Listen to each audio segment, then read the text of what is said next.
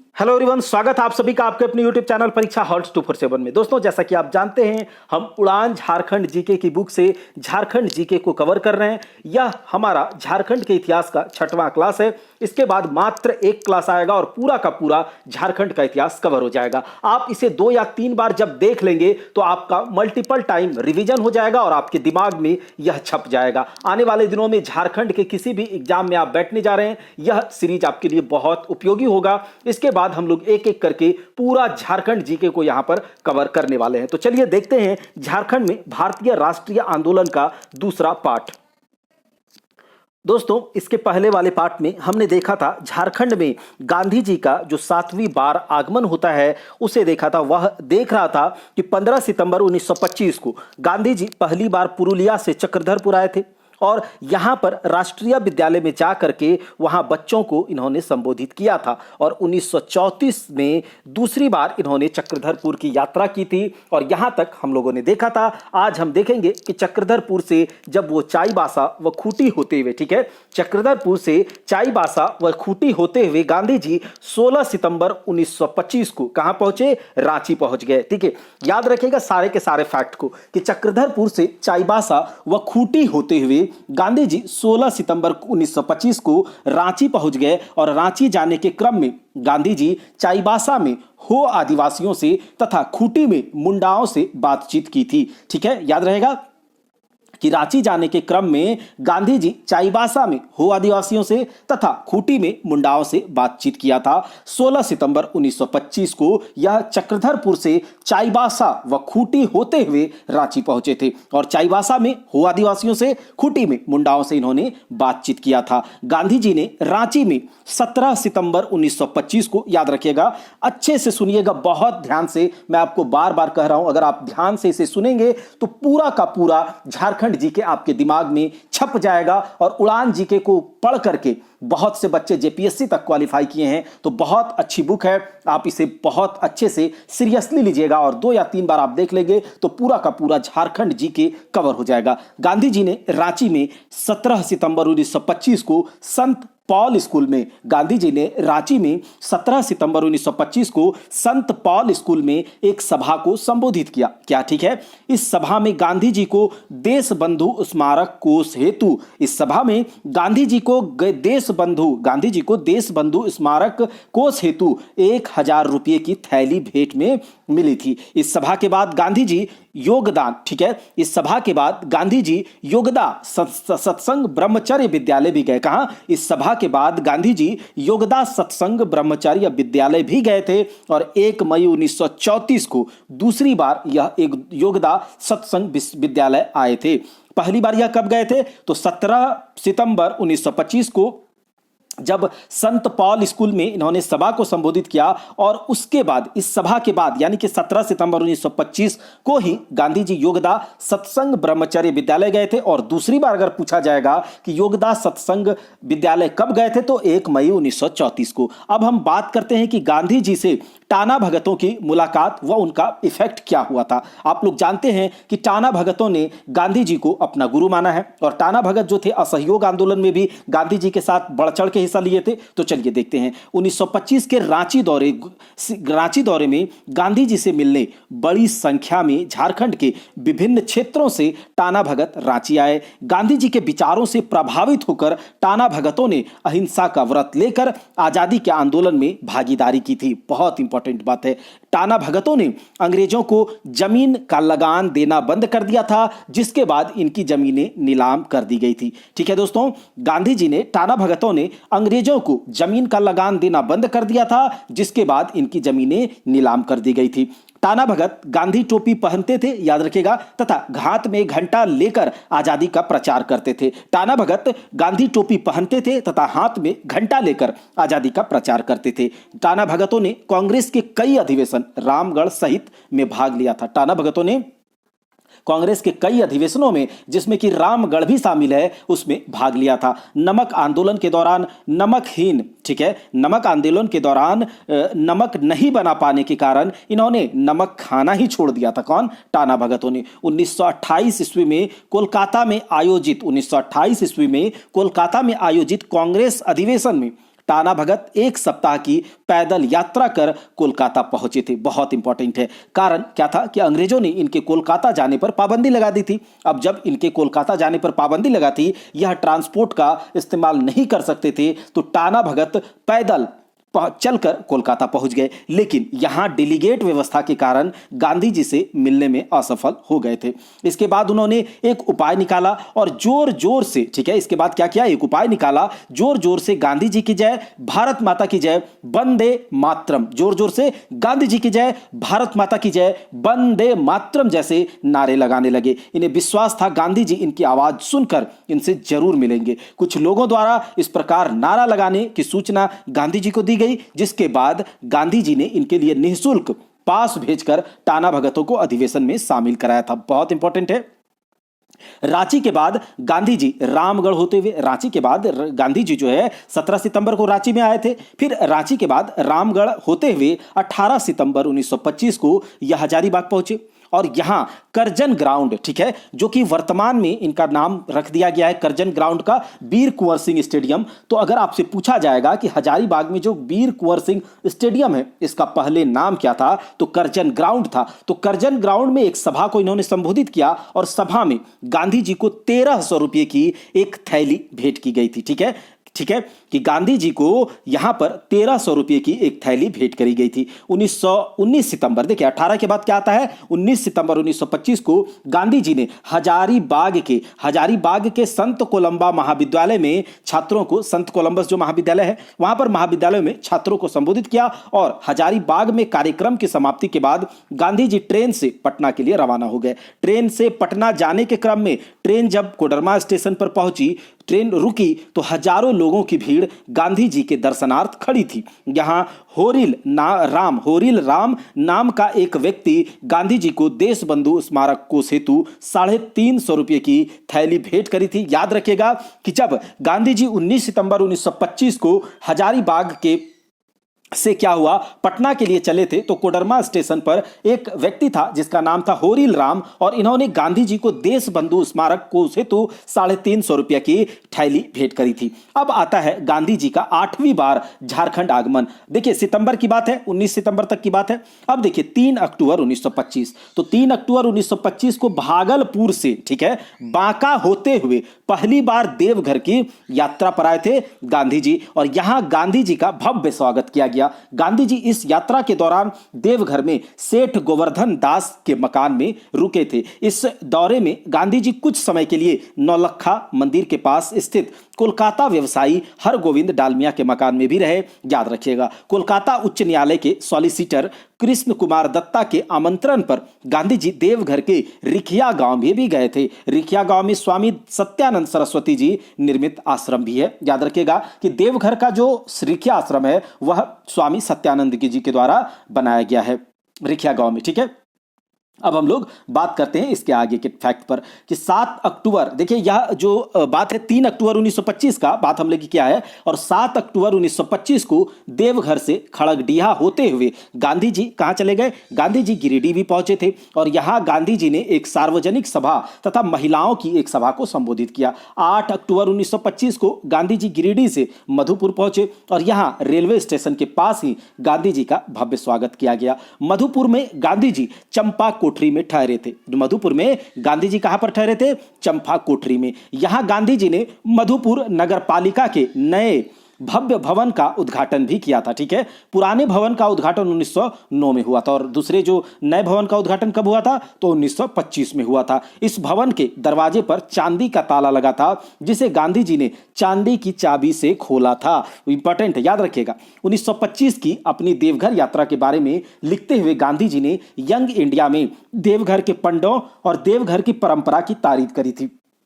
Important है, याद रखिएगा, फिर एक बार मैं दोहराता हूं इसे। 1925 की अपनी देवघर यात्रा के बारे में लिखते हुए गांधी जी ने यंग इंडिया, गांधी जी की एक पत्रिका यंग इंडिया है और इसमें गांधी जी ने देवघर के पंडों और देवघर के परंपरा की तारीफ करी थी। गांधी जी के अनुसार अन्य मंदिरों के विपरीत यहां छुआछूत नहीं माना जाता है तथा मंदिर सबके लिए खुला है।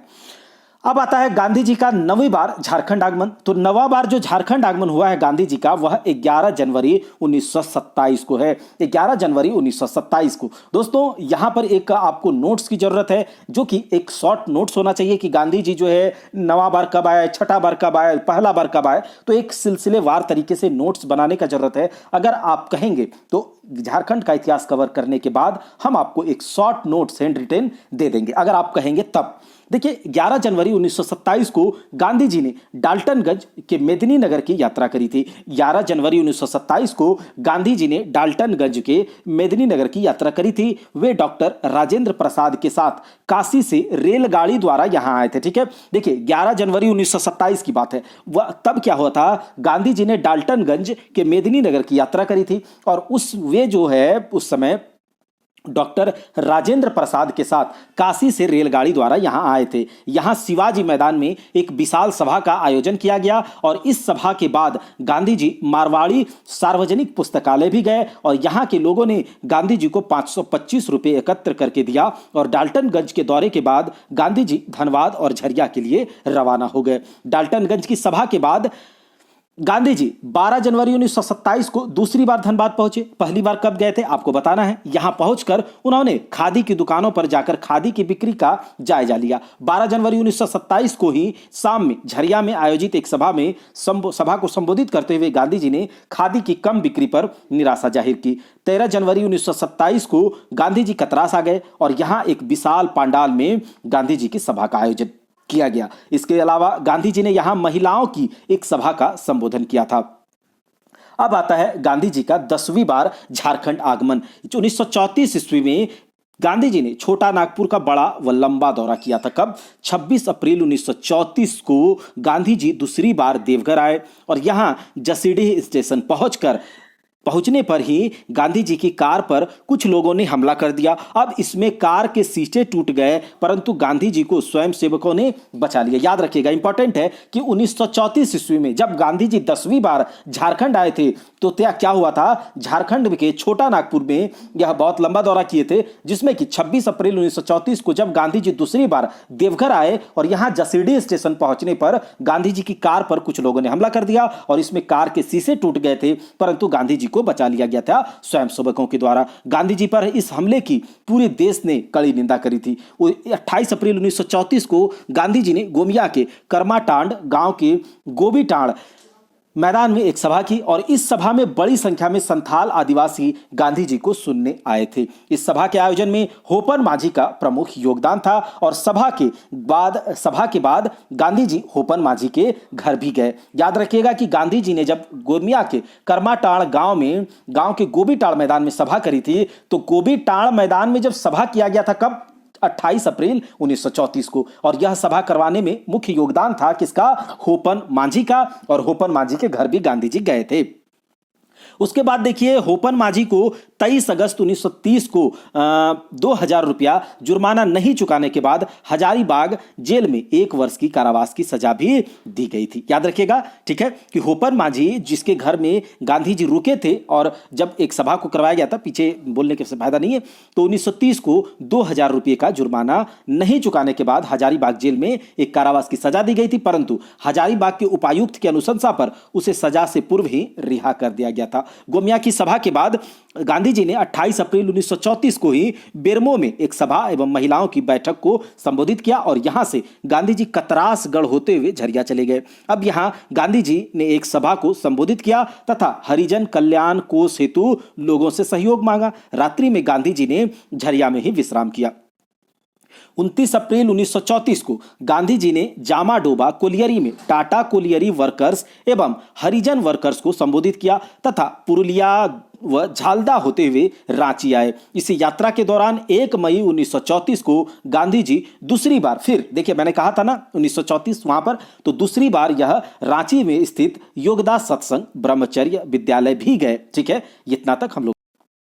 अब है 1 मई 1 मई को गांधी जी ने स्वराजवादी नेताओं के साथ बैठक किया। 1 मई को गांधी जी ने स्वराजवादी नेताओं के साथ बैठक किया और इस बैठक में चक्रवर्ती राजगोपालाचारी, डॉक्टर राजेंद्र प्रसाद, अरुणा आसफ अली, सरोजनी नायडू, भूला भाई देसाई, जमना लाल बजाज आदि ने भाग लिया। 1 मई को गांधी जी ने स्वराजवादी नेताओं के साथ बैठक किया और इस बैठक में चक्रवर्ती राजगोपालाचारी, डॉक्टर राजेंद्र प्रसाद, अरुणा आसफ अली, सरोजनी नायडू, भूला भाई देसाई, जमना लाल बजाज आदि ने भाग लिया। 3 मई 1934 को गांधी जी ने रांची में हरिजन छात्र संघ को संबोधित किया। 4 मई 1934 को गांधी जी रांची से कार द्वारा चक्रधरपुर होते हुए जमशेदपुर, जिसका की उद्देश्य था हरिजन आंदोलन, उसके लिए वह वहां पर रवाना हो गए। लेकिन इस यात्रा के दौरान चक्रधरपुर के पास गांधी जी की कार दुर्घटनाग्रस्त हो गई थी, जिससे वे बाल बाल बच गए। इस दुर्घटना के बावजूद गांधी जी ने 4 मई 1934 को चक्रधरपुर जाकर के रेलवे कर्मचारियों की एक सभा एवं महिलाओं की एक सभा को संबोधित किया था। गांधी जी का अब है 11वीं बार झारखंड आगमन। गांधी जी 1940 ईस्वी में कांग्रेस के रामगढ़ अधिवेशन, याद रखिएगा कि गांधी जी 1940 ईस्वी में कांग्रेस के रामगढ़ अधिवेशन में भाग लेने हेतु झारखंड आए और वे 12 मार्च 1940 को सेवाग्राम से चलकर 14 मार्च को रामगढ़ पहुंचे। देखिए, सेवाग्राम से चलकर 14 मार्च को रामगढ़ पहुंचे 1940 में। अब 14 मार्च को रामगढ़ में उन्होंने खादी प्रदर्शनी का उद्घाटन किया।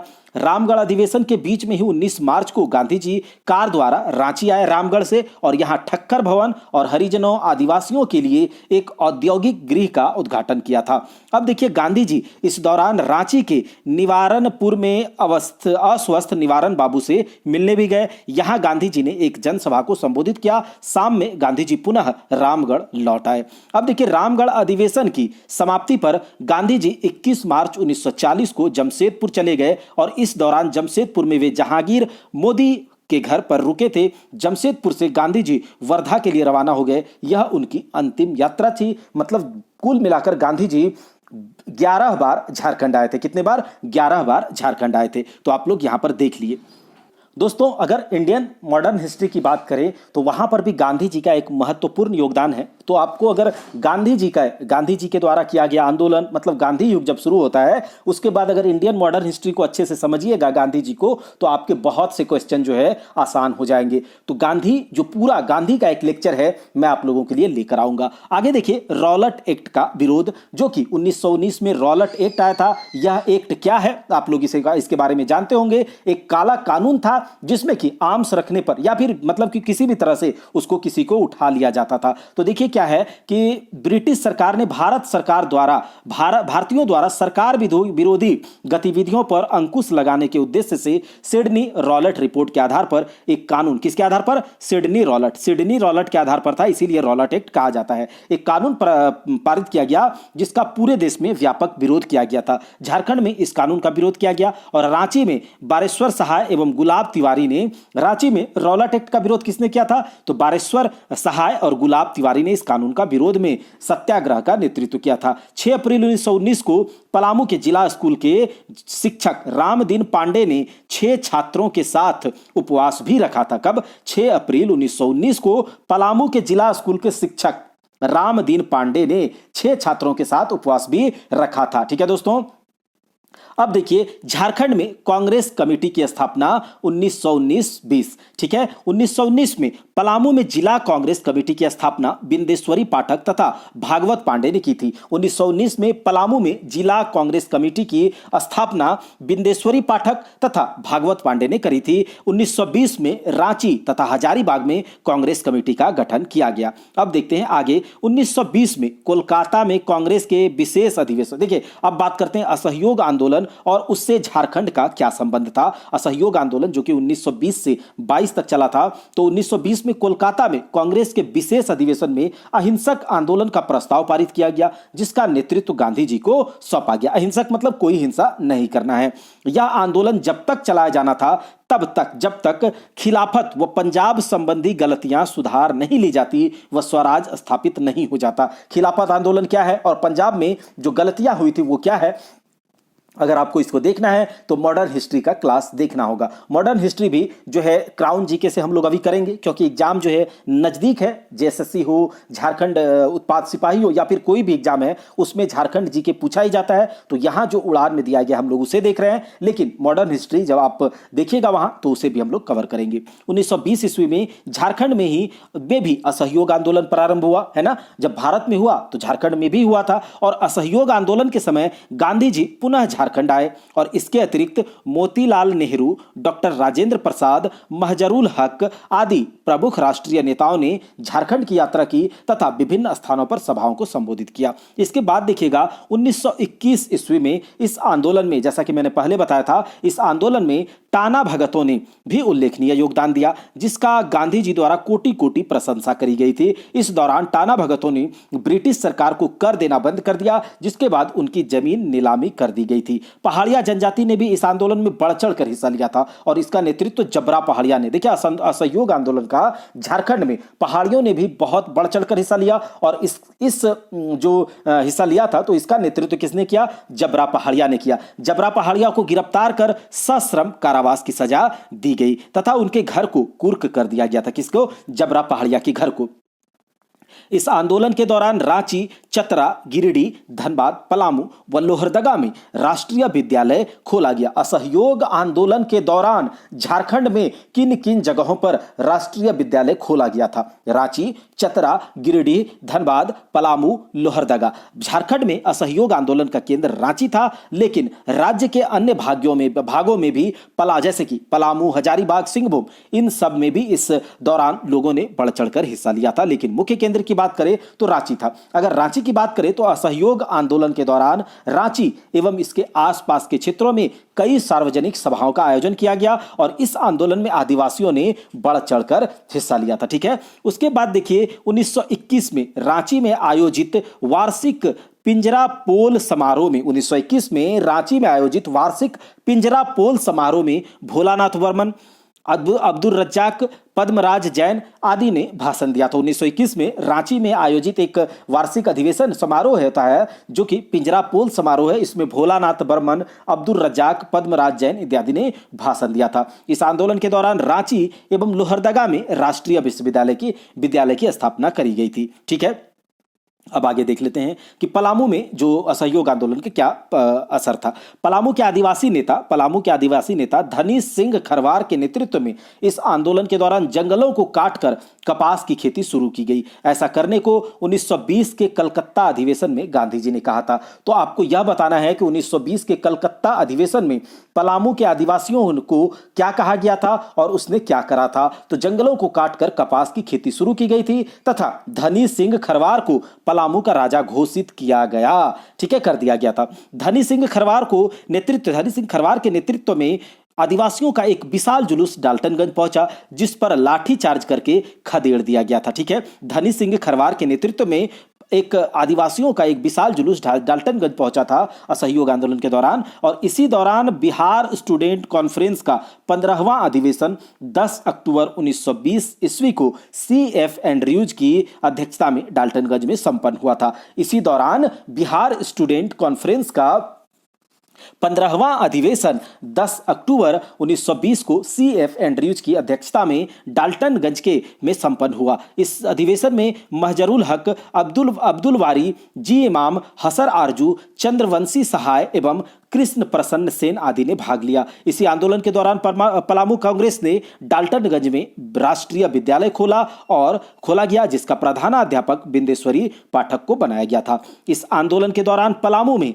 शेख साहब ने अपनी वकालत छोड़ दी थी। यह याद आपको रखना है कि इस आंदोलन के दौरान पलामू में शेख साहब ने अपनी वकालत छोड़ दी थी। अब बात करेंगे हजारीबाग की। इस आंदोलन के दौरान, अभी हम लोग बात कर रहे हैं केवल असहयोग आंदोलन की, तो इस आंदोलन के दौरान हजारीबाग में कई छात्रों ने अपनी पढ़ाई तथा राम नारायण सिंह के साथ कई वकीलों ने अपनी वकालत छोड़ दी। हजारीबाग में आंदोलन के व्यापक होने पर आंदोलन के नेता बजरंग सहाय, कृष्ण बल्लभ सहाय, शालिग्राम सिंह, त्रिवेणी प्रसाद, सरस्वती देवी को गिरफ्तार कर जेल भेज दिया था। तो हजारीबाग में जब असहयोग आंदोलन की व्यापकता को देखते हुए, उसके प्रसार को देखते हुए आंदोलन के जो नेता थे बजरंग सहाय, कृष्ण बल्लभ सहाय, शालिग्राम सिंह, त्रिवेणी प्रसाद, सरस्वती देवी को गिरफ्तार करके जेल भेज दिया गया था। बिहार स्टूडेंट कॉन्फ्रेंस का 16वां अधिवेशन 5 से 6 अक्टूबर 1921 को हजारीबाग में सरला देवी की अध्यक्षता में हुआ और इस कॉन्फ्रेंस को बजरंग सहाय, कृष्ण बल्लभ सहाय, राम नारायण सिंह आदि ने संबोधित किया। अब आगे बात करेंगे सिंहभूम की। किसकी? सिंहभूम की। इस आंदोलन के दौरान सिंहभूम के चक्रधरपुर में राष्ट्रीय विद्यालय की स्थापना करी गई थी। असहयोग आंदोलन के दौरान सिंहभूम के चक्रधरपुर में राष्ट्रीय विद्यालय की स्थापना करी गई थी। जमशेदपुर के गोलमुरी मैदान में 5 से 9 फरवरी के बीच कई सार्वजनिक सभाओं का आयोजन किया गया। 5 से 9 फरवरी के बीच कई सार्वजनिक सभाओं का आयोजन किया गया और इन सभाओं की अध्यक्षता बीजी साठे 5 फरवरी को, प्रभाष चंद्र मिश्र 6 फरवरी को, के भट्ट 8 फरवरी को तथा अब्दुल गनी 9 फरवरी को किया था। याद रखिएगा कि जमशेदपुर के गोलमुरी मैदान में 5 से 9 फरवरी के बीच कई सार्वजनिक सभाओं का आयोजन किया गया था और इन सभाओं की अध्यक्षता क्रमशः बीजी साठे, प्रभाष चंद्र मिश्र, के भट्ट, अब्दुल गनी ने किया था। इसी दौरान 8 मार्च को जमशेदपुर के गोलमुरी मैदान में, 13 मार्च को चाईबासा में जनसभा का आयोजन किया गया। 15 मार्च 1921 को पूरे जमशेदपुर में हड़ताल का आयोजन किया गया था। जून 1921 में मजरूल हक का आगमन चक्रधरपुर में हुआ था। अब बात करेंगे कुछ अन्य फैक्ट्स की असहयोग आंदोलन से रिलेटेड। झारखंड में पचम्बा के बाबू बजरंग सहाय ने गिरिडीह में असहयोग आंदोलन को नेतृत्व प्रदान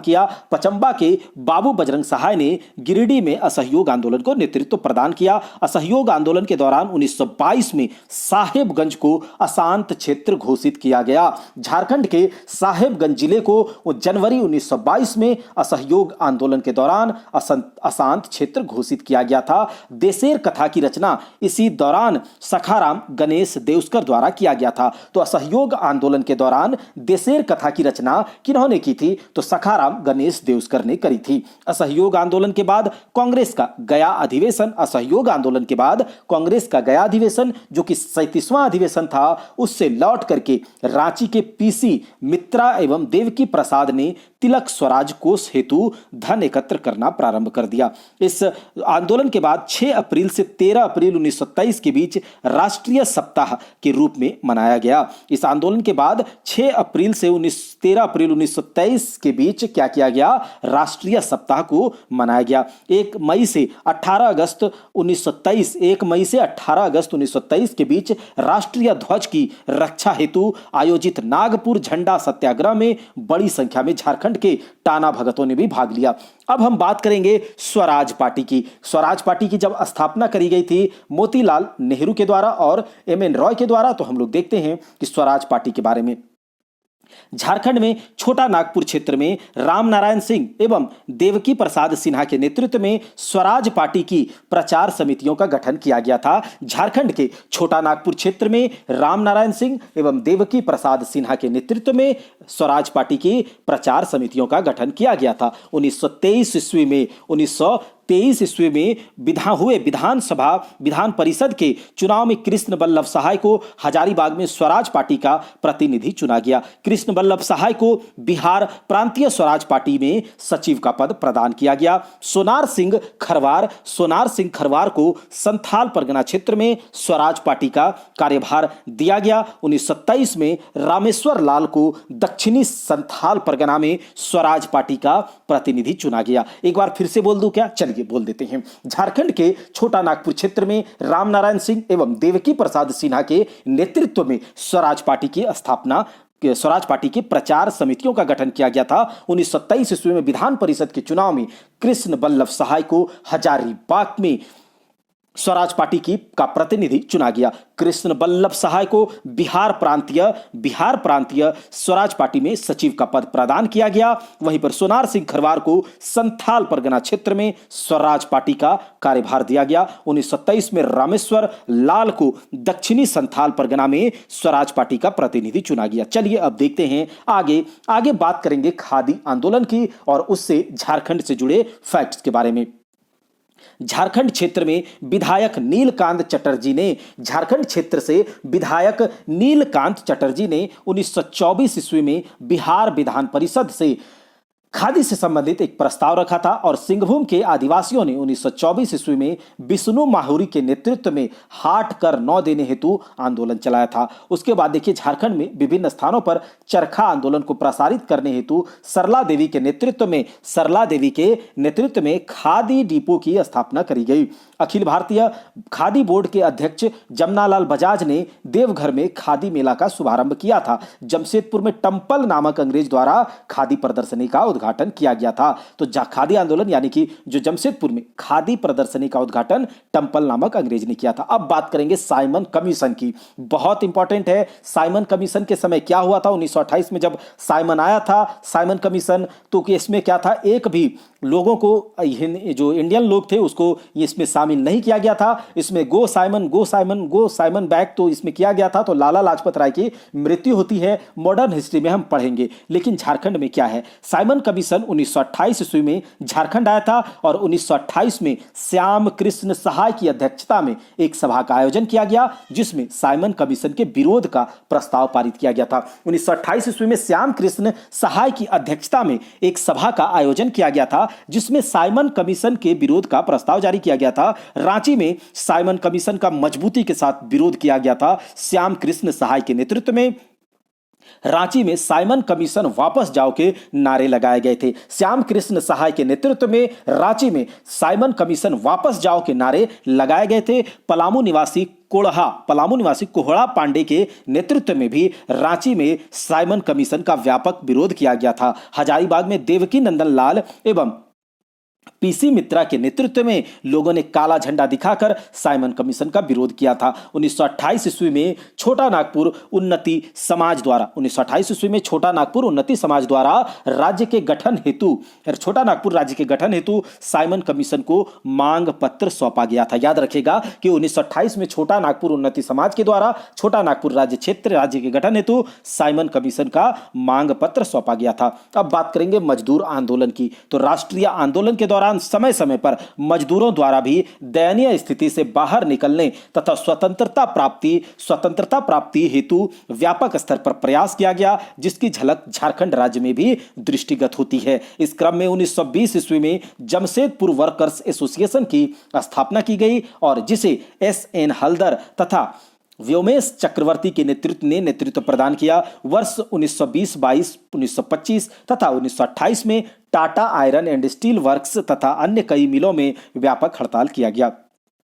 1928 की ईस्वी की Tata iron and steel workers की हड़ताल को समाप्त कराने में सुभाष चंद्र बोस का महत्वपूर्ण योगदान रहा। उन्होंने मजदूरों तथा मिल प्रबंधक के बीच समझौता कराने में अग्रणी भूमिका अदा की थी। 18 अगस्त 1928 को सुभाष चंद्र बोस का जमशेदपुर आगमन हुआ था। 18 अगस्त 1928 को सुभाष चंद्र बोस का जमशेदपुर आगमन हुआ और 20 अगस्त 1928 को उन्हें जमशेदपुर टाटा लेबर एसोसिएशन का अध्यक्ष चुना गया। वे 9 वर्षों तक यूनियन के अध्यक्ष पद पर रहे थे। 20 अगस्त 1928 को जमशेदपुर के टाटा लेबर एसोसिएशन का अध्यक्ष किन्हें चुना गया था? तो सुभाष चंद्र बोस को, और यह 9 वर्ष तक उस पद पर रहे थे। सुभाष चंद्र बोस ने के प्रयास से ही 12 सितंबर को टाटा यूनियन के मजदूरों ने अपनी हड़ताल वापस ली तथा कंपनी के प्रबंधक और मजदूरों के बीच समझौता संभव हो पाया। वर्ष 1929 में जवाहरलाल नेहरू की अध्यक्षता में झरिया में भारतीय ट्रेड यूनियन कांग्रेस का अधिवेशन आयोजित किया गया था। ठीक है, सब याद रहेगा।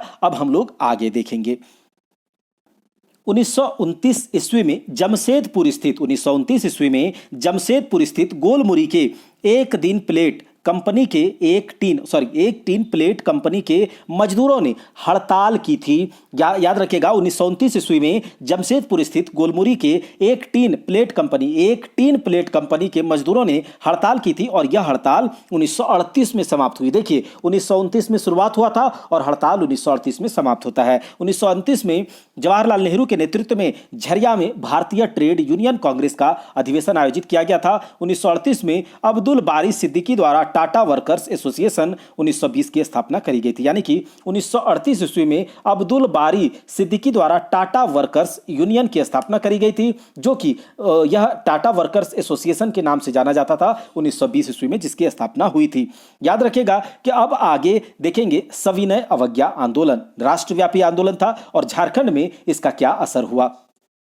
गांधी जी ने प्रसिद्ध दांडी यात्रा से 12 मार्च 1930 को सविनय अवज्ञा आंदोलन प्रारंभ किया था और इस क्रम में गांधी जी अपने अनुयायियों के साथ साबरमती आश्रम से दांडी गांव पहुंचे। 6 अप्रैल 1930 को दांडी में सांकेतिक रूप में नमक कानून को भंग किया गया था। नमक कानून क्या है, यह नमक कानून का विरोध क्यों किया गया था, अगर आपको जानना है डिटेल में तो मॉडर्न हिस्ट्री पढ़ना होगा बहुत अच्छे तरीके से, और मैं आपको मॉडर्न हिस्ट्री पढ़ाऊंगा। 26 जनवरी 1930 को कांग्रेस के लाहौर अधिवेशन 1929 में पारित पूर्ण स्वाधीनता प्रस्ताव के आलोक में पूरे देश में स्वाधीनता दिवस मनाया गया था। याद रखिएगा 26 जनवरी 1930 को कांग्रेस का जो लाहौर अधिवेशन हुआ था उसमें पारित हुआ था। कांग्रेस का जो लाहौर अधिवेशन 1929 में हुआ था और उसमें ऐसा कहा गया था कि 26 जनवरी 1930 को पूर्ण स्वाधीनता दिवस मनाया जाएगा पूरे देश में। झारखंड में भी पूरे उल्लास के साथ स्वाधीनता दिवस का आयोजन किया गया था 26 जनवरी 1930 को। झारखंड के लोगों ने सविनय अवज्ञा आंदोलन में बढ़ चढ़कर हिस्सा लिया और गांधी जी द्वारा 6 अप्रैल 1930 को प्रारंभ नमक आंदोलन में भी झारखंड के लोगों ने बढ़ चढ़कर हिस्सा लिया तथा 13 अप्रैल 1930 झारखंड के लगभग 50 स्थानों पर नमक बनाया गया था तथा झारखंड में सविनय अवज्ञा आंदोलन का प्रमुख केंद्र रांची था, लेकिन राज्य के अन्य भागों जैसे कि हजारीबाग, पलामू, सिंहभूम, संथाल परगना इत्यादि में इस दौरान लोगों ने बढ़ चढ़कर हिस्सा लिया था। बात करते हैं सविनय अवज्ञा आंदोलन की और रांची से इसका संबंध। रांची में तरुण संघ द्वारा स्वाधीनता दिवस आयोजन किया गया था। तरुण संघ के द्वारा स्वाधीनता दिवस का आयोजन किया गया था। 26 जनवरी 1930 को डॉक्टर पूर्णानंद मित्रा ने रांची में स्वाधीनता दिवस मनाने के अवसर पर राष्ट्रीय ध्वज फहराया था। 26 जनवरी 1930 को डॉक्टर पूर्णचंद्र मित्रा ने रांची में स्वाधीनता दिवस मनाने के अवसर पर राष्ट्रीय ध्वज फहराया था और इस कार्यक्रम का आयोजन तरुण संघ नामक संगठन द्वारा किया गया था। जैसा कि अभी हम लोगों ने देखा, इस आंदोलन के दौरान रांची व उसके आसपास के क्षेत्रों में कई सार्वजनिक सभाओं का आयोजन किया गया। 8 अप्रैल 1930 को चूटिया में नागरमल मोदी की अध्यक्षता में एक सभा का आयोजन किया गया, जिसे पीसी मित्रा व देवकी नंदन लाल समेत कई व्यक्तियों ने संबोधित किया था। 10 अप्रैल 1930 को रांची में 1000 से अधिक लोगों की तथा हीनो में 100 बंगाली महिलाओं की सभा का आयोजन किया गया था। 15 अप्रैल 1930 को जिला स्कूल के छात्राओं ने विद्यालय का बहिष्कार किया तथा 16 अप्रैल 1930 को बुंडू में पूर्ण हड़ताल का आयोजन किया गया था। 17 अप्रैल 1930 को सिल्ली में तथा 18 अप्रैल 1930 को कुंडू में एक सार्वजनिक सभा का आयोजन किया गया तथा कुंडू की सभा में सरस्वती देवी एवं मीरा देवी ने भाषण भी दिया था। 3 मई 1930 को रांची बार एसोसिएशन की एक बैठक आयोजित की गई, जिसमें विदेशी वस्तुओं का बहिष्कार और एवं खादी के उपयोग का प्रस्ताव पारित किया गया। अब देखते हैं कि 4 मई 1930 को मांडर में महादेव स्वर्णकार ने गिरफ्तारी दी। 4 मई 1930 को मांडर में महादेव स्वर्णकार ने गिरफ्तारी दी तथा 12 मई 1930 को पीसी मित्रा, नागरमल मोदी एवं देवकी नंदन लाल और 31 मई 1930 को रविंद्र चंद्र व रामधनी दुबे को गिरफ्तार किया गया था। याद रहेगा, ठीक है, सुन लीजिएगा एक बार और।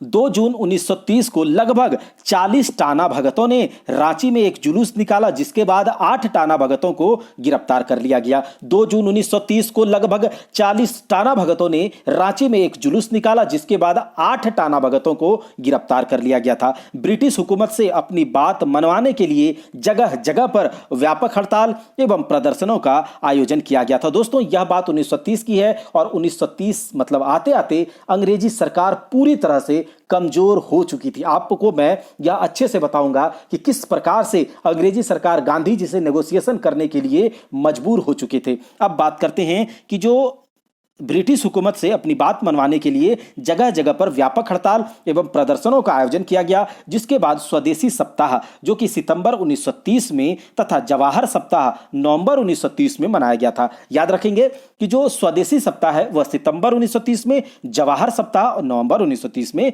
मनाया गया था। सविनय अवज्ञा आंदोलन का दूसरा चरण प्रारंभ होने के बाद 3 मार्च 1932 को रांची के तरुण संघ नामक संगठन पर प्रतिबंध लगा दिया गया था। ठीक है, सविनय अवज्ञा आंदोलन की जब शुरू होता है, दूसरा चरण शुरू होता है, तो 3 मार्च 1932 को रांची के तरुण संघ नामक संगठन पर बैन लगा दिया जाता है और 27 जुलाई 1932 को नागर मलमोदी, बुलू साहू व ख्वाजा नसीरुद्दीन को गिरफ्तार कर लिया गया।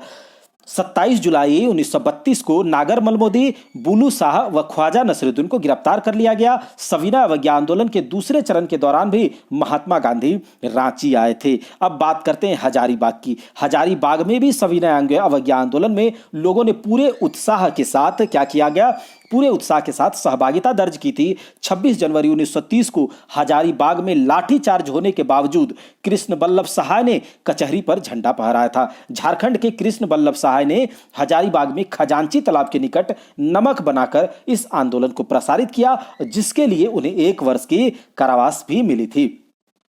हजारीबाग में नमक सत्याग्रह में सीताराम दुबे, चक्र सिंह, मथुरा प्रसाद, सरस्वती देवी, मीरा देवी आदि ने भाग लिया। सरस्वती देवी हजारीबाग जिला कांग्रेस कमेटी की अध्यक्ष थी। ठीक है, सरस्वती देवी जो थी वह हजारीबाग जिला कांग्रेस कमेटी की अध्यक्षता थी। और सविनय अवज्ञा आंदोलन के दौरान कई पुरुषों के साथ साथ सरस्वती देवी, मीरा देवी, साधना देवी को भी गिरफ्तार कर लिया गया था। सितंबर 1930 के तक हजारीबाग के 137 लोगों को गिरफ्तार कर लिया गया था। अब देखिए, बंगम माड़े, जिसे कि बंगम माझी भी कहा जाता है, उसके नेतृत्व में हजारीबाग में संथालों ने सविनय अवज्ञा आंदोलन में अपनी सहभागिता जाहिर की दर्ज की थी। अब देखिए, आंदोलन के प्रचार प्रसार के लिए हजारीबाग में बंद राम वृक्ष बेनीपुरी ने कैदी नामक हस्तलिखित पत्रिका लिखी थी। याद रखिएगा कि आंदोलन के प्रचार प्रसार के लिए हजारीबाग जेल में बंद थे कौन, तो राम वृक्ष बेनीपुरी, यह इंपॉर्टेंट है। और उसके द्वारा जो पत्रिका लिखी गई थी उनके द्वारा, वह कौन सी पत्रिका है, कैदी पत्रिका है, और वह एक हस्तलिखित पत्रिका थी। इस आंदोलन के दौरान डॉक्टर राजेंद्र प्रसाद ने क्या किया, डॉक्टर राजेंद्र प्रसाद ने हजारीबाग केंद्रीय कारागार में क्या किया, हजारीबाग केंद्रीय कारागार में सूत काटकर कपड़ा तैयार किया था। इस आंदोलन के दौरान डॉक्टर राजेंद्र प्रसाद ने हजारीबाग के केंद्रीय कारागार में सूत काटकर कपड़ा तैयार किया था। वहीं पर सिंहभूम के बारे में बात करें तो नमक सत्याग्रह का नेतृत्व जमशेदपुर में ननी गोपाल मुखर्जी तथा पलामू में सोनार सिंह व चंद्रिका प्रसाद वर्मा ने किया। नमक सत्याग्रह का नेतृत्व जमशेदपुर में ननी गोपाल मुखर्जी तथा पलामू में सोनार सिंह खरवार व चंद्रिका प्रसाद वर्मा ने किया। इस आंदोलन के दौरान सिंहभूम के आदिवासियों ने हाट कर देना बंद कर दिया था। तो नमक सत्याग्रह बोलिए या फिर सविनय अवज्ञा आंदोलन के समय, जो कि अलग अलग चरणों में हुआ है, ठीक है, जिसके बाद इरविन गांधी समझौता भी होता है, यह सब हम लोग बहुत अच्छे तरीके से मॉडर्न हिस्ट्री में देखेंगे। लेकिन आप देखिए कि इस आंदोलन के दौरान जो है सिंहभूम के आदिवासियों ने हाट कर देना बंद कर दिया था। सविनय अवज्ञा आंदोलन के दौरान 6 अगस्त 1930 को चक्रधरपुर में कांग्रेसियों ने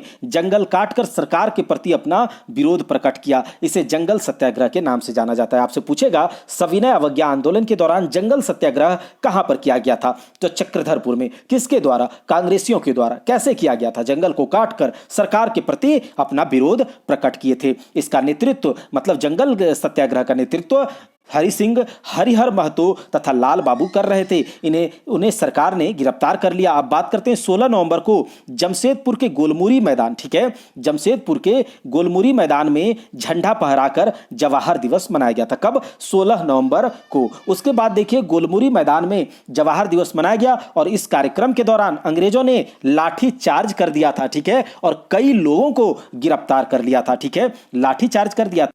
19 नवंबर 1930 को गोलमुरी में 19 नवंबर 1930 को गोलमुरी में 300 लोगों की सार्वजनिक सभा का आयोजन किया गया था। ठीक है, 19 नवंबर 1930 को गोलमुरी में 3000 लोगों की एक सार्वजनिक सभा का आयोजन किया गया, जिसमें सरकार के खिलाफ निंदा प्रस्ताव पारित किया गया था। भगत सिंह, सुखदेव व राजगुरु को दी गई फांसी के विरोध में 5 मार्च 1931 को जमशेदपुर में हड़ताल किया गया। भगत सिंह, सुखदेव, राजगुरु को जब फांसी दी गई थी तो उसके विरोध में 5 मार्च 1931 को जमशेदपुर में हड़ताल किया गया था। वहीं पर सविनय अवज्ञा आंदोलन के दूसरे चरण शुरू होने के बाद महात्मा गांधी व अन्य नेताओं की गिरफ्तारी के विरोध में 5 जनवरी 1932 को गोलमुरी में एक सभा का आयोजन किया गया और इस सभा में 500 से अधिक महिला पुरुषों ने भाग लिया। सभा की समाप्ति के बाद कई नेताओं को गिरफ्तार कर लिया गया। 24 जनवरी 1930 को जी महंती के घर से स्वाधीनता दिवस से संबंधित एक पर्चा मिलने के बाद 4 लोगों के साथ उन्हें गिरफ्तार कर लिया गया था।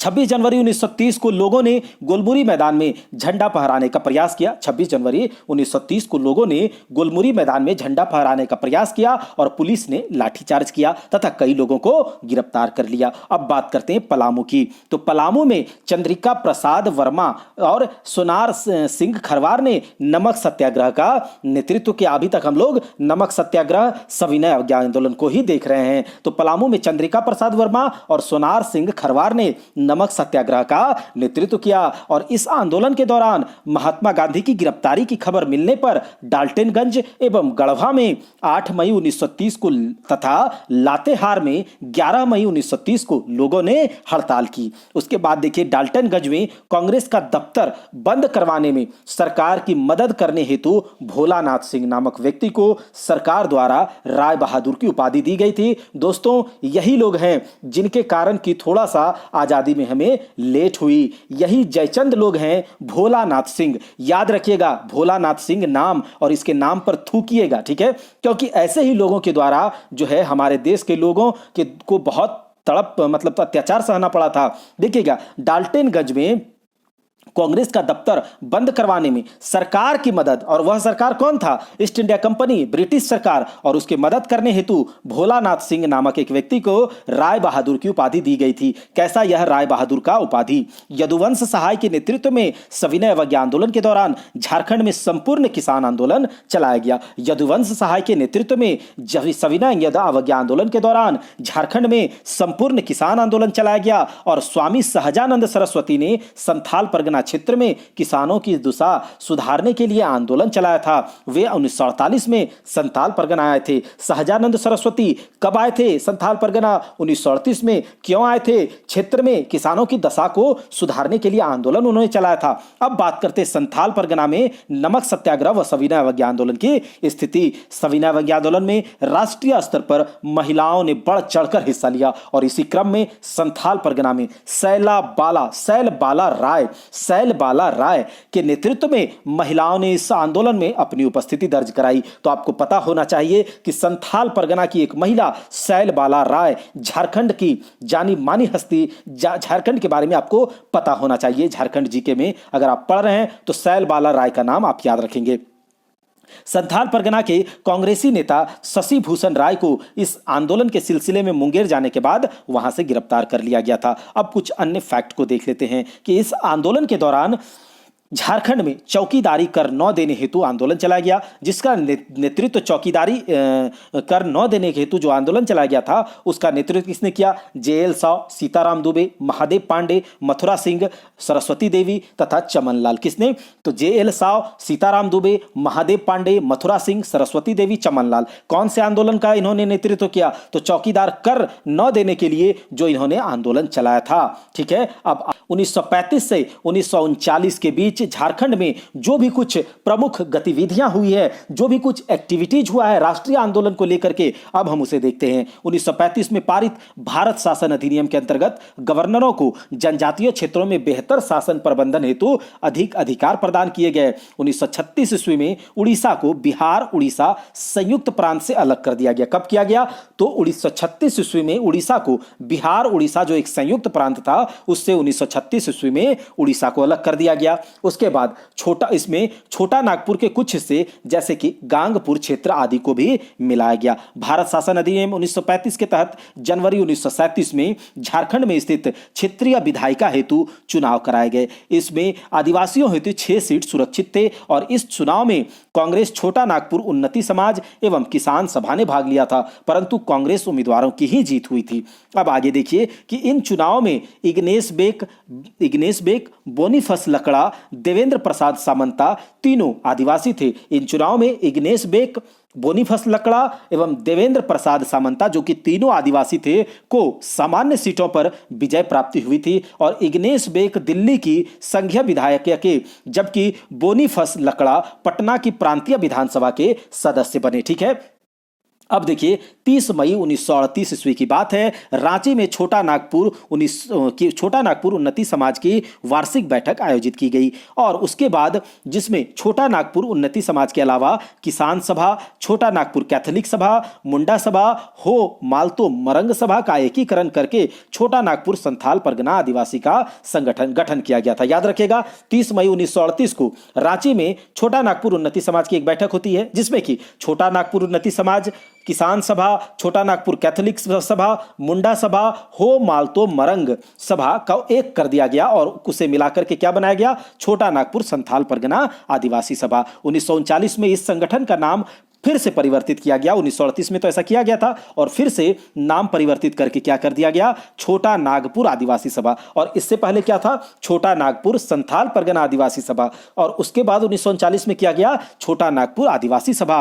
और इस संस्था का गठन दिकुओं के खिलाफ संघर्ष करने तथा आदिवासियों के लिए पृथक राज्य की स्थापना के उद्देश्य से किया गया था। अब देखिए 1939 ईस्वी में गांगपुर क्षेत्र में भू बंदोबस्त कानून व माल गुजारी बढ़ाने के खिलाफ निर्मल मुंडा नामक आदिवासी के नेतृत्व में आंदोलन शुरू हो गया। ठीक है, निर्मल मुंडा के नेतृत्व में 25 अप्रैल 1939 को उड़ीसा के सुंदरगढ़ जिले के रायबोगा थाना के अंतर्गत, याद रखिएगा कि निर्मल मुंडा के नेतृत्व में 25 अप्रैल 1939 को उड़ीसा के सुंदरगढ़ जिले में के रायबोगा थाना अंतर्गत आमको सिमको गांव में आदिवासियों की एक विशाल जनसभा आयोजित की गई और गांगपुर के पॉलिटिकल एजेंट के आदेश पर ईस्ट इंडिया कंपनी के सैनिकों द्वारा इस जनसमूह पर जलियांवाला बाग की तर्ज पर गोलियां चलाई गई थी। याद रखिएगा, बहुत इंपॉर्टेंट है दोस्तों कि निर्मल मुंडा के नेतृत्व में 25 अप्रैल 1939 को उड़ीसा के सुंदरगढ़ जिले के रायबोगा थाना अंतर्गत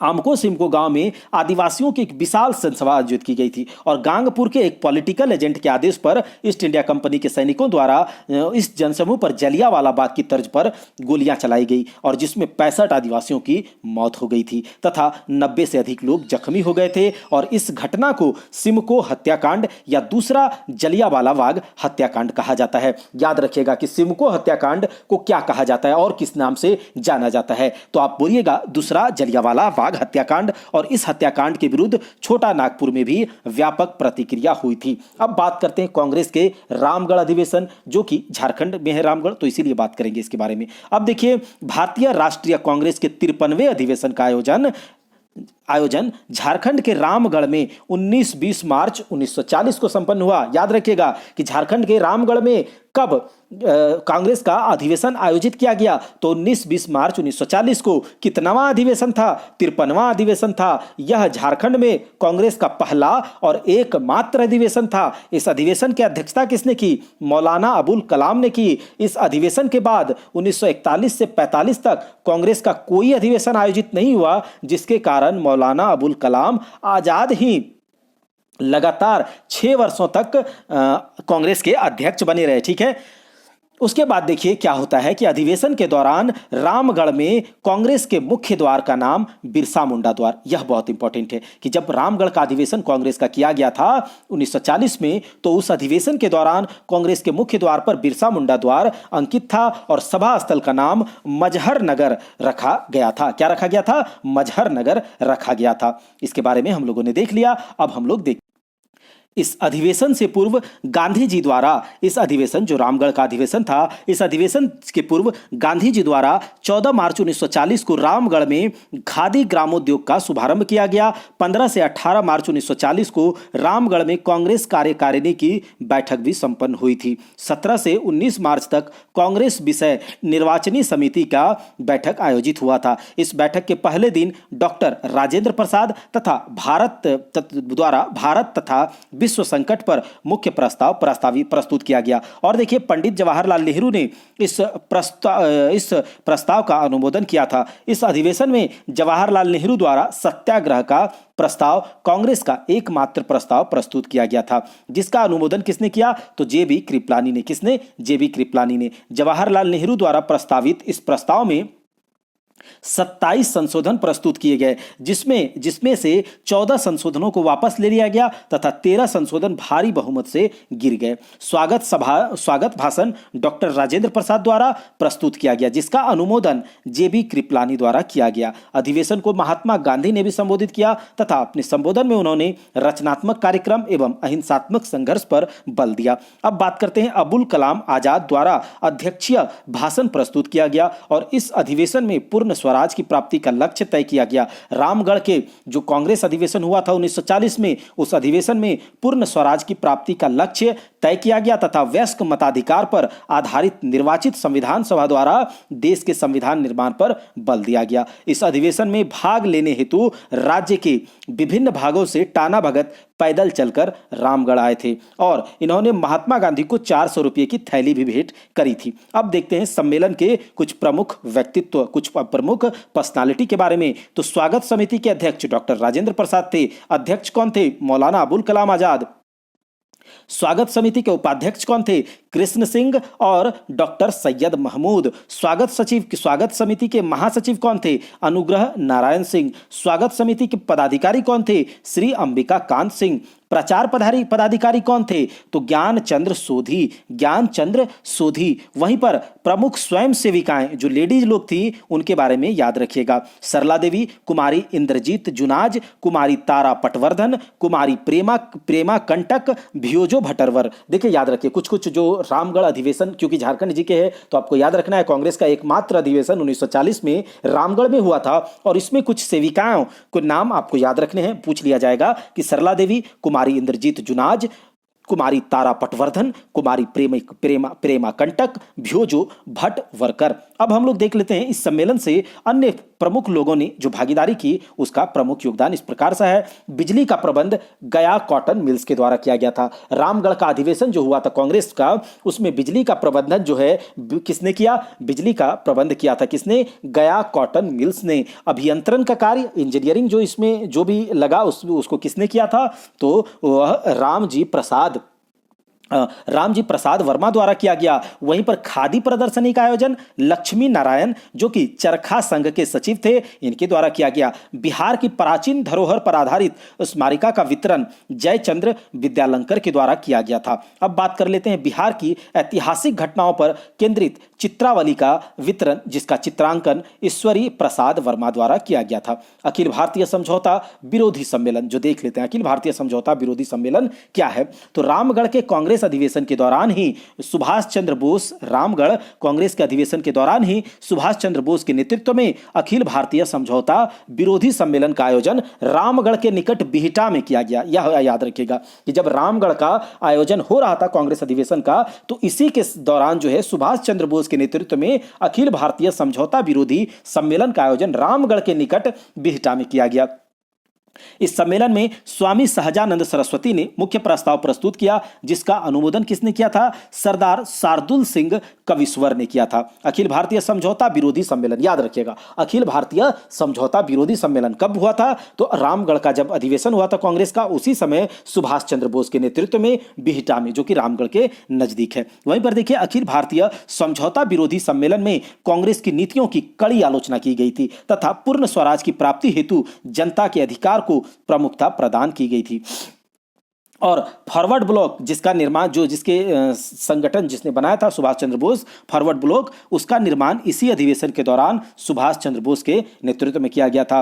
प्रसिद्ध नेता एम.एन. राय, मानवेंद्र नाथ राय ने इसी अधिवेशन में रेडिकल डेमोक्रेटिक पार्टी की आधारशिला रखी। तो अगर आपसे पूछेगा कि रेडिकल डेमोक्रेटिक पार्टी की आधारशिला कब रखी गई थी, तो अखिल भारतीय समझौता विरोधी सम्मेलन के दौरान। किसके द्वारा? एम.एन. रॉय के द्वारा। अब हम लोग देखते हैं कुछ व्यक्तिगत सत्याग्रह के बारे में। जो व्यक्तिगत सत्याग्रह की बात करें तो भारत की आजादी के लिए गांधी जी द्वारा ब्रिटेन पर नैतिक दबाव बनाने हेतु व्यक्तिगत सत्याग्रह प्रारंभ किया गया, जिसमें विनोबा भावे प्रथम सत्याग्रही तथा जवाहरलाल नेहरू दूसरे चुने गए थे। इसी सत्याग्रह के दौरान गांधी जी का अंतिम बार 1940 ईस्वी में झारखंड आगमन हुआ और इस सत्याग्रह के दौरान कई लोगों को झारखंड में गिरफ्तार किया गया। जमशेदपुर में माइकल जॉन के साथ कुछ अन्य लोगों को गिरफ्तार कर लिया गया, माइकल जॉन के साथ, जिसके बाद जयप्रकाश नारायण, बसावन सिंह एवं शिवनाथ बनर्जी ने जमशेदपुर के गोलमुरी मैदान में एक जनसभा को संबोधित किया और इस सभा के बाद जयप्रकाश नारायण को भी गिरफ्तार कर लिया गया। ठीक है, उसके बाद देखिए इस सत्याग्रह, जो व्यक्तिगत सत्याग्रह जो कुछ पर बल दिया गया था, तो इस सत्याग्रह के दौरान संथाल परगना में महादेवी केजरीवाल, ठीक है, महादेवी केजरीवाल जो कि जिला कांग्रेस कमेटी की अध्यक्ष मोतीलाल केजरीवाल की पत्नी थी, मोतीलाल केजरीवाल की पत्नी थी कौन? महादेवी केजरीवाल ने स्वयं को गिरफ्तार करने हेतु प्रस्तुत किया गया था। याद रखिएगा कि जो सत्याग्रह हुआ था व्यक्तिगत सत्याग्रह के दौरान संथाल परगना में महादेवी केजरीवाल जो थी उसने स्वयं को कहा कि मुझे गिरफ्तार कर लो, परंतु उपायुक्त ने उन्हें गिरफ्तार न करके उनकी गतिविधियों पर नजर रखने का आदेश जारी कर दिया। अब देखिए भारत छोड़ो आंदोलन और उसका संबंध झारखंड से। तो 1942 अगस्त 1942 में भारत छोड़ो आंदोलन की शुरुआत करी गई थी और इसमें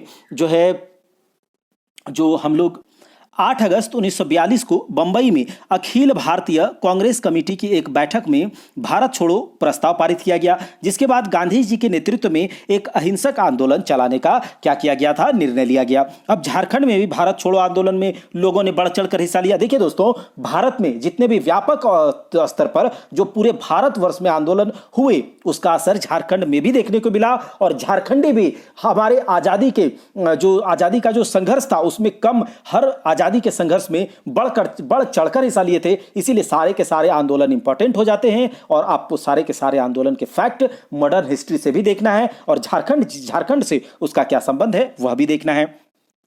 तो जो झारखंड में भी भारत छोड़ो आंदोलन में लोगों ने बढ़ चढ़कर हिस्सा लिया और इस आंदोलन के दौरान विभिन्न स्थानों पर सभाओं का आयोजन, जुलूस प्रदर्शन, आवागमन व संचार साधनों को बाधा पहुंचाने जैसी गतिविधियां संचालित करी गई। रांची में अगर बात करेंगे भारत छोड़ो आंदोलन की तो 9 अगस्त 1942 को रांची में हड़ताल रखा गया था और 10 अगस्त 1942 को नारायण चंद्र लहिरी को रांची से गिरफ्तार कर लिया गया था। अब 14 अगस्त 1942 को रांची जिला स्कूल के पास जुलूस निकाल रहे छात्रों को गिरफ्तार कर लिया गया और इसके अतिरिक्त रांची के प्रमुख नेता जानकी बाबू, गणपत खंडेलवाल, मथुरा प्रसाद सहित कई नेताओं को भी गिरफ्तार किया गया था। 17 अगस्त 1942 को रांची में एक विशाल सभा का आयोजन किया गया। 17 अगस्त 1942 को रांची में एक विशाल सभा का आयोजन किया गया जिसे अंग्रेज सैनिकों ने खदेड़ दिया तथा जिला कांग्रेस कमेटी के कोषाध्यक्ष शिव नारायण मोदी को गिरफ्तार कर लिया गया था। याद रखिएगा, ठीक है,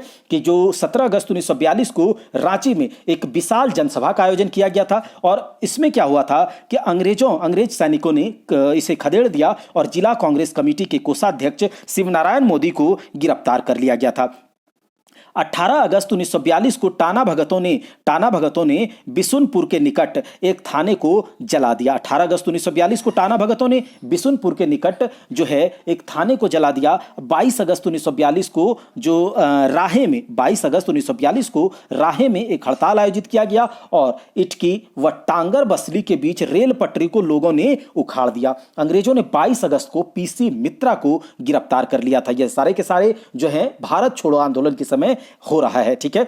तो 22 अगस्त को पीसी मित्रा को गिरफ्तार कर लिया गया, कहां से? तो रांची में। तो देखिए आगे बात करते हैं। 28 अगस्त 1942 को रांची की बिजली काट दी गई तथा 30 अगस्त 1942 को बाल कृष्ण विद्यालय के रजिस्टर जला दिए गए थे। 28 अगस्त 1942 को रांची की बिजली काट दी गई थी, ठीक है। और 30 अगस्त 1942 को बाल कृष्ण विद्यालय के रजिस्टर जला दिए गए थे। इस आंदोलन आंदोलन के दौरान नवंबर 1942 तक रांची में 200 लोगों से अधिक लोगों को गिरफ्तार कर लिया गया था तथा जिनमें आंदोलन में सक्रिय भागीदारी निभाने वाले बिमल दास गुप्ता, केशव दास गुप्ता, सत्यदेव साहू, किशोर भगत आदि शामिल थे। याद रखिएगा कि जो भारत छोड़ो आंदोलन के समय नवंबर 1942 तक रांची में 200 से अधिक लोगों को गिरफ्तार कर लिया गया था तथा जिनमें आंदोलन में जो सक्रिय भागीदारी निभाने वाले लोग थे उनमें से बिमल दास गुप्ता, केशव दास गुप्ता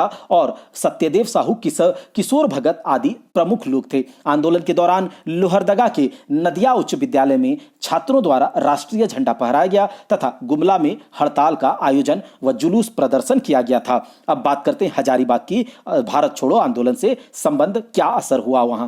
भारत छोड़ो आंदोलन के प्रारंभ होते ही 10 अगस्त 1942 को हजारीबाग के नेता राम नारायण सिंह व सुखलाल सिंह को बंदी बना लिया गया और इन दोनों को हजारीबाग जेल में रखा गया था। तो याद रखिएगा कि जो भारत छोड़ो आंदोलन है उस समय हजारीबाग जेल में राम नारायण सिंह के साथ किसे बंदी बनाया गया था, तो सुखलाल सिंह को कब 10 अगस्त 1942 को कहां रखा गया था, हजारीबाग जेल में।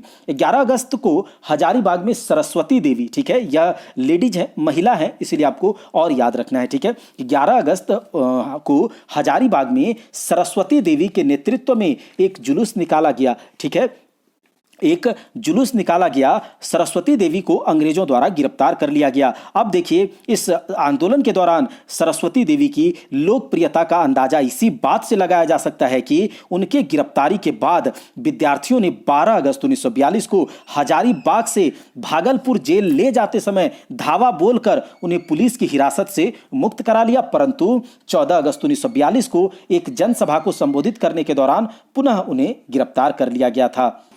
14 अगस्त को हजारीबाग के उपायुक्त कार्यालय से यूनियन जैक उतारकर राष्ट्रीय झंडा फहराया गया था। देखिए याद रखिएगा कि 14 अगस्त को हजारीबाग के उपायुक्त कार्यालय पर से यूनियन जैक उतारकर राष्ट्रीय झंडा फहराया गया और इस आंदोलन के दौरान जयप्रकाश नारायण 9 नवंबर 1942 को हजारीबाग सेंट्रल जेल में अपने 5 साथियों शालिग्राम सिंह, गुलाब सोनार, रामानंद मिश्रा, सूरज नारायण सिंह तथा योगेंद्र शुक्ल के साथ फरार हो गए थे। देखिए इस दौरान ये जो आंदोलन चल रहा था, इस दौरान जयप्रकाश नारायण 9 नवंबर 1942 को हजारीबाग सेंट्रल जेल से क्या किया था कि वह अपने 5 साथियों के साथ भाग खड़े हुए थे, जिनमें से शालिग्राम सिंह है, गुलाबी सोनार है, रामानंद मिश्र है, सूरज नारायण सिंह तथा योगेंद्र शुक्ल के साथ वह फरार हो गए थे। हजारीबाग जेल से जयप्रकाश नारायण व उनके साथियों के फरार होने के बाद जेल में बंद राम नारायण सिंह, कृष्ण बल्लभ सहाय और सुखलाल सिंह को भागलपुर जेल स्थानांतरित कर दिया गया था। तो आपसे पूछा जाएगा कि जो भारत छोड़ो आंदोलन है उस दौरान 9 नवंबर 1942 को हजारीबाग सेंट्रल जेल से कौन फरार हो गए थे और कितने लोगों के साथ, तो कौन फरार हो गए थे, तो शालिग्राम सिंह, गुलाबी सोनार, रामानंद मिश्र, सूरज नारायण सिंह, योगेंद्र शुक्ल के साथ जयप्रकाश नारायण। और जब यह फरार हो गए तो जो हजारीबाग जेल में जो और बंदी थे राम नारायण सिंह और कृष्ण बल्लभ सहाय को भागलपुर जेल स्थानांतरित कर दिया गया था। अब बात करेंगे पलामू की और उससे जो भारत छोड़ो आंदोलन का क्या असर था। 10 अगस्त 1942 को ब्रिटिश सरकार ने डाल्टनगंज के मेदिनीनगर स्थित कांग्रेस कार्यालय पर कब्जा कर लिया। 10 अगस्त 1942 को ब्रिटिश सरकार ने डाल्टनगंज के मेदिनीनगर स्थित कांग्रेस कार्यालय पर कब्जा कर लिया और 11 अगस्त 1942 को लोगों ने पलामू में जुलूस निकाला तथा जपला मजदूर संघ के साथ मिथिलेश कुमार सिंह, ठीक है, मिथिलेश कुमार सिंह के नेतृत्व में जपला में मजदूरों ने हड़ताल रखा। 13 अगस्त 1942 को पलामू में छात्रों ने एक विशाल जुलूस निकाला, जिसके बाद नंदलाल प्रसाद व दशरथ राम समेत कई लोगों को गिरफ्तार कर लिया गया। 17 अगस्त 1942 को डाल्टनगंज डाकघर के निकट तोड़फोड़ की गई, जिसके बाद तोड़फोड़ में शामिल कई लोगों को गिरफ्तार किया गया। अब बात करते हैं 18 अगस्त 1942 को लातेहार में एक जुलूस निकाला गया तथा डाल्टनगंज में विष्णु प्रसाद एवं गनौरी सिंह को 1 वर्ष की सजा दी गई। ठीक है, अब देखते हैं आगे, यानी कि पलामू से ही रिलेटेड फैक्ट है ये। 19 अगस्त 1942, ठीक है, 19 अगस्त 1942 को लेस्लीगंज, पलामू के लेस्लीगंज थाने में कई लोगों ने धनुष प्रसाद सिंह के नेतृत्व में पहुंचकर तोड़फोड़ की, जिसके बाद धनुष प्रसाद सिंह के साथ कई लोगों को गिरफ्तार कर लिया गया। इस आंदोलन के दौरान अक्टूबर 1942 तक पलामू के विभिन्न क्षेत्रों में लोगों ने व्यापक स्तर पर उत्पात मचाया, जिसके बाद कई नेताओं को गिरफ्तार किया गया। पलामू में कुमारी राजेश्वरी सरोज दास भी इस आंदोलन में महत्वपूर्ण भूमिका अदा की थी तथा मजदूरों एवं किसानों को संगठित किया था। सिंहभूम की बात करें तो 10 अगस्त 1942 को जमशेदपुर में पूर्ण हड़ताल रखा गया और 14 एवं 16 अगस्त को चक्रधरपुर एवं चाईबासा में ही हड़ताल का आयोजन किया गया था। ठीक है, मतलब जब सिंहभूम की अगर बात करेंगे तो 15 अगस्त 1942 को जमशेदपुर के प्रमुख नेता कौन, एम.के. घोष और एन.एन. बनर्जी, त्रेता सिंह, कौन, जमशेदपुर के प्रमुख नेता जो थे 15 अगस्त 1942 को एम.के. घोष, एन.एन. बनर्जी, त्रेता सिंह सहित कई नेताओं को गिरफ्तार कर लिया गया और 17 अगस्त को यहां एम.डी. मदन को गिरफ्तार कर लिया गया था। वहीं पर 30 अगस्त 1942 की रात को कई लोगों को गिरफ्तार करने के साथ साथ लोगों पर गोलियां भी चलाई गई, जिसके विरोध में 31 अगस्त 1942 को पूर्ण हड़ताल का आयोजन किया गया। रामानंद तिवारी के नेतृत्व में सिपाहियों ने जमशेदपुर में विद्रोह किया तथा इन्होंने जमशेदपुर में 60 सदस्यों की इनकलाबी सिपाही दल का गठन किया। रामानंद तिवारी के नेतृत्व में सिपाहियों ने जमशेदपुर में विद्रोह किया तथा इन्होंने जमशेदपुर में 60 सदस्यों की इनकलाबी सिपाही दल का गठन किया। वहीं पर ब्रिटिश सरकार ने कई लोगों व विद्रोह करने वाले 33 पुलिस कर्मियों को गिरफ्तार करके हजारीबाग जेल भेज दिया। वहीं पर 3 से 11 सितंबर 1942 तक रामचंद्र पालीवाल तथा नैयर के नेतृत्व में सफाई कर्मियों ने हड़ताल की। 3 से 11 सितंबर 1942 को रामचंद्र पालीवाल तथा नैयर के नेतृत्व में सफाई कर्मियों ने हड़ताल की। 15 सितंबर 1942 को मुसाबनी में सीपी राजू, कमला नंदन व बस्टिन सहित कई मजदूर नेताओं को बंदी बना लिया गया। 17 सितंबर 1942 को घाटशिला में मद्रासी व उड़िया मजदूरों द्वारा जुलूस निकाला गया था। अब हम बात करते हैं मानभूम की, जो कि अभी वर्तमान में धनबाद है। 9 अगस्त 1942 को मानभूम क्षेत्र के नेता विभूति भूषण दास गुप्ता, वीर राघवाचार्य, पूर्णेंदु भूषण मुखर्जी को गिरफ्तार कर लिया गया। उसके बाद देखिए 10 अगस्त 1942 को पीसी बोस, बैजनाथ प्रसाद, मुकुटधारी सिंह समेत कई नेताओं को गिरफ्तार कर लिया गया। वहीं पर 13 अगस्त 1942 को अतुल चंद्र घोष, 16 अगस्त 1942 को समरेंद्र मोहन राय सहित कई लोगों को गिरफ्तार किया गया।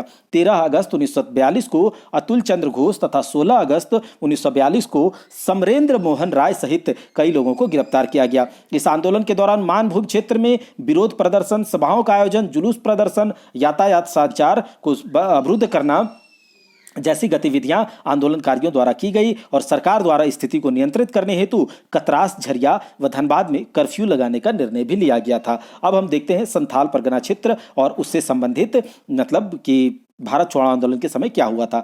तो 11 अगस्त 1942 को विनोदानंद झा के नेतृत्व में देवघर में जुलूस निकाला गया और पुलिस ने इन्हें भिकना पहाड़ी से गिरफ्तार कर भागलपुर केंद्रीय जेल भेज दिया था। तो आपको बताना होगा कि संथाल परगना क्षेत्र में भारत छोड़ो आंदोलन के समय का जो है नेतृत्व किसने किया था भारत छोड़ो आंदोलन को, तो विनोदानंद झा ने देवघर से जुलूस निकाला था और पुलिस ने इन्हें भिकना पहाड़ी से क्या किया था, गिरफ्तार कर लिया था। और 13 अगस्त को गोड्डा कचहरी में राष्ट्रीय झंडा फहराया गया। अब हम बात कर लेते हैं 13 से 14 अगस्त 1942 को, यह बात कर रहे हैं हम संथाल परगना की, तो 13-14 अगस्त 1942 को आंदोलनकारियों ने विभिन्न स्थानों पर आवागमन व संचार साधनों को नष्ट कर दिया तथा सरकारी भवनों को नुकसान पहुंचाया। इसके बाद भारत सुरक्षा अधिनियम के तहत मोतीलाल केजरीवाल, राम जीवन व हिम्मत सिंह सहित कई नेताओं को गिरफ्तार करके जेल भेज दिया गया था। इस आंदोलन के दौरान देवघर के सरवन में आंदोलनकारियों द्वारा समानांतर सरकार बनाई गई। बहुत इंपॉर्टेंट है, याद रखिएगा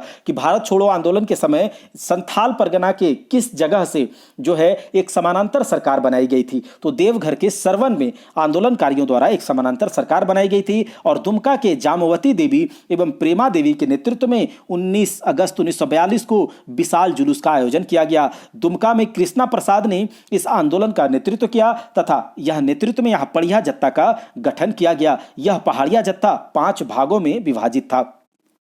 आगे बात करते हैं 21 अगस्त 1942 को गोड्डा जेल से लगभग 60 कैदी भाग गए। 21 अगस्त 1942 को गोड्डा जेल से लगभग 60 कैदी क्या किए, फरार हो गए। इस आंदोलन के दौरान प्रफुल्ल चंद्र पटनायक ने पहाड़िया सरदारों के सहयोग से आदिवासियों की बड़ी संख्या में आंदोलन में शामिल हुआ। वहीं पर इन्होंने गोड्डा, पाकुड़, दुमका के बीच डांगपारा को अपना मुख्यालय बनाया। प्रफुल्ल चंद्र पटनायक से प्रभावित होकर एक परिवार का एकमात्र पुरुष सदस्य बादल मल पहाड़िया नामक एक युवा इस आंदोलन में शामिल हो गया। यानी कि पीसी पटनायक, प्रफुल्ल चंद्र पटनायक से प्रभावित होकर एक परिवार का एकमात्र पुरुष सदस्य था बादल मल पहाड़िया, वह इस युवा आंदोलन में शामिल हो गया था। इसे पुलिस द्वारा गिरफ्तार कर लिया तथा गोड्डा जेल में दी गई यातनाओं के कारण उसकी मृत्यु हो जाती है। बहुत बहुत मुश्किल बात है दोस्तों, ये कैसा अंग्रेजों ने हम लोगों के साथ किया था।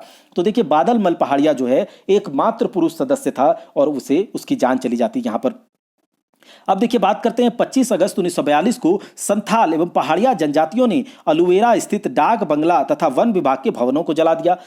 25 अगस्त 1942 को संथाल एवं पहाड़िया जनजातियों ने अलुवेरा स्थित डाक बंगला एवं वन विभाग के भवनों को जला दिया, जिसके बाद सरकार द्वारा विभिन्न स्थानों पर सैनिकों को भेजा गया। इस आंदोलन के दौरान अंग्रेज सरकार ने प्रफुल्ल चंद्र पटनायक और उनके 3 साथियों के ऊपर 200 रुपये का इनाम घोषित किया। 7 नवंबर 1942 को प्रफुल्ल चंद्र पटनायक को गिरफ्तार करके अगले दिन राजमहल जेल भेज दिया गया। इन्हें 16 वर्ष के कैद की सजा सुनाई गई थी। इस आंदोलन के दौरान संथाल परगना में लगभग 900 लोगों को गिरफ्तार किया गया था। इस आंदोलन मतलब भारत छोड़ो आंदोलन के दौरान संथाल परगना से लगभग 900 लोगों को गिरफ्तार किया गया था। और भारत छोड़ो आंदोलन के दौरान हरिराम गुटगुनिया के ने देवघर से साइक्लो स्टाइल बुलेटिन, यह बहुत इंपॉर्टेंट है कि भारत छोड़ो आंदोलन के दौरान संथाल परगना के किस जगह से साइक्लो स्टाइल बुलेटिन जारी हुआ था, तो हरिराम गुटगुनिया ने देवघर से इसे जारी किया था। वहीं पर इस आंदोलन के दौरान वाचस्पति त्रिपाठी गिरफ्तार होने वाले संभवतः अंतिम नेता थे और इसकी गिरफ्तारी जो है 22 अगस्त 1943 को की गई थी। अब हम देखते हैं कि जो राष्ट्रीय आंदोलन और झारखंड में जो प्रमुख महिलाएं थी उसके बारे में देखिए। सरस्वती देवी बहुत इंपॉर्टेंट नाम है अगर झारखंड जी के पढ़ रहे हैं तो। सरस्वती देवी कौन कौन से आंदोलन में यह सक्रिय थी, तो सहयोग आंदोलन, सविनय अवज्ञा आंदोलन, भारत छोड़ो आंदोलन। इसकी जो गतिविधियां थी, यह जेल भी गई थी, गिरफ्तार की गई थी, 6 माह का कारावास भी हुआ था। इन्हें हजारीबाग में जुलूस का नेतृत्व किया था और यह जेल भी गई थी। देखिए, असहयोग आंदोलन के दौरान यह जेल गई थी, सविनय अवज्ञा आंदोलन के दौरान गिरफ्तार की गई थी और 6 माह का कारावास हुआ था। वहीं पर भारत छोड़ो आंदोलन के दौरान सरस्वती देवी जी हजारीबाग में जुलूस का नेतृत्व किया था और जेल गई थी। सैलबाला राय बहुत इंपॉर्टेंट है, सविनय अवज्ञा आंदोलन में इन्होंने भाग लिया और संथाल परगना क्षेत्र में सैलबाला राय जी ने नेतृत्व किया था। वहीं पर महादेवी केजरीवाल व्यक्तिगत सत्याग्रह के समय दुमका में इन्होंने सत्याग्रह किया था। अब बात करते प्रेमा देवी व जामवंती देवी की, तो यह भारत छोड़ो आंदोलन के दौरान यह सक्रिय थी और 14 अगस्त 1942 को जुलूस का नेतृत्व किया था और गिरफ्तार हो गई थी। वहीं पर बिरजी देवी और राजेश्वरी सरोज जो कि भारत छोड़ो आंदोलन के दौरान यह उस आंदोलन में सक्रिय थी और भारत छोड़ो आंदोलन के दौरान 19 अगस्त 1942 को पुलिस ने बिरजी देवी को गोली मार दिया था और पलामू में मजदूरों का नेतृत्व किया राजेश्वरी दोनों ने और अंग्रेजों ने भारत रक्षा कानून के तहत इन पर कार्रवाई की थी राजेश्वरी देवी की। अब हम लोग बात करते हैं कुछ अन्य महत्वपूर्ण तथ्य के बारे में। देखिए, अबुल कलाम आजाद की जो नजरबंदी की गई थी उसके बारे में बात करते हैं। तो ब्रिटिश सरकार ने होम रूल आंदोलन के दौरान मौलाना अबुल कलाम आजाद को रांची में नजरबंद करके रखा था। ब्रिटिश सरकार ने कब, तो होम रूल आंदोलन के दौरान रांची में मौलाना अबुल कलाम आजाद को नजरबंद करके रखा था। वहीं पर ब्रिटिश सरकार ने कोलकाता से अबुल कलाम आजाद को लाकर 31 मार्च 1916 से ईस्वी से 27 दिसंबर 1919 ईस्वी तक रांची में नजरबंद रखा। प्रथम विश्व युद्ध में तुर्की की हार पर सरकारी जश्न के विरोध में मौलाना अबुल कलाम आजाद ने लोगों से काला बिल्ला लगाने की अपील की थी। बहुत ठीक है। 8 जुलाई 1916 को ब्रिटिश प्रशासन की ओर से मौलाना आजाद को प्रतिदिन थाने में हाजिरी लगाने का आदेश दिया गया था। 8 जुलाई 1916 को ब्रिटिश प्रशासन की ओर से मौलाना आजाद को प्रतिदिन थाने में हाजिरी लगाने का आदेश दिया गया था। मौलाना अबुल कलाम ने आजाद ने 1917 में रांची में अंजुमन इस्लामिया और मदरसा इस्लामिया की स्थापना में महत्वपूर्ण भूमिका निभाई थी। अब बात करते मौलाना अबुल कलाम आजाद ने अल बेलाग प्रेस को बचाकर उससे प्राप्त राशि को मदरसा की स्थापना में लगा दिया था। पटना से रांची आने पर महात्मा गांधी ने मौलाना अबुल कलाम आजाद से मिलने हेतु सरकार से इजाजत मांगी थी, जिसे सरकार ने अस्वीकृत कर दिया था। वहीं पर 27 दिसंबर 1919 को मौलाना आजाद को रिहा कर दिया गया, जिसके बाद 3 जनवरी 1920 को वे रांची से कलकत्ता के लिए प्रस्थान कर गए। तो ये पूरा मौलाना अबुल कलाम आजाद से था, आप एक बार और सुन लीजिएगा इसे। रविंद्रनाथ टैगोर की नोबेल पुरस्कार प्राप्त रचना गीतांजलि में झारखंड की सांस्कृतिक एवं प्राकृतिक पृष्ठभूमि का भी चित्रण किया गया है। साथ ही इस पुस्तक के कुछ हिस्सों की रचना रांची में की गई थी। बहुत इंपॉर्टेंट है कि रविंद्रनाथ टैगोर की जो बुक है गीतांजलि, इसकी कुछ रचना कहां पर की गई थी? झारखंड के, तो रांची में की गई थी। समग्र देश के साथ साथ झारखंड में भी रौलट एक्ट, जलियांवाला बाग हत्याकांड का व्यापक विरोध किया गया और झारखंड में इसका गुलाब तिवारी के नेतृत्व में नेतृत्व किया गया था।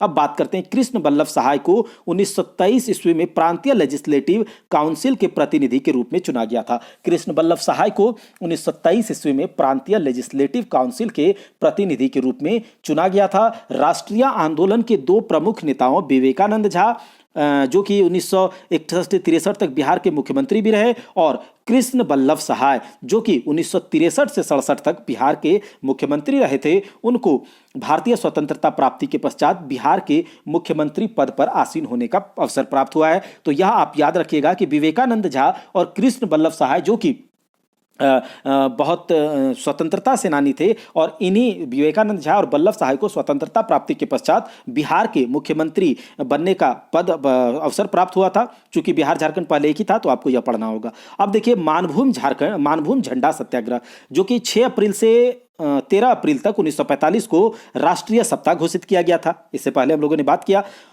उसमें क्या है कि मानभूम में कांग्रेस के नेता अतुल चंद्र घोष को राष्ट्रीय सप्ताह के दौरान कांग्रेसी झंडा फहराने का आरोप लगाकर गिरफ्तार कर लिया गया और इसके परिणाम स्वरूप लोगों ने झंडा सत्याग्रह शुरू कर दिया। तो मानभूम झंडा सत्याग्रह कब शुरू हुआ और कैसे?